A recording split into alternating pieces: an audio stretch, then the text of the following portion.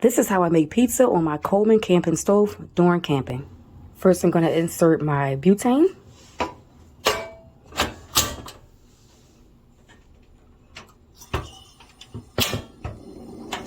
Then I'm going to place my cast iron frying pan. I have my pizza crust, my mozzarella cheese, my turkey pepperoni, and my pizza sauce. I'm going to spray the pan with some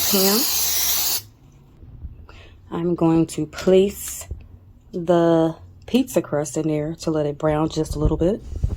Once the crust is heated over, I'm going to flip it to the other side. Now I'm going to reduce my flame so I can begin to add the toppings.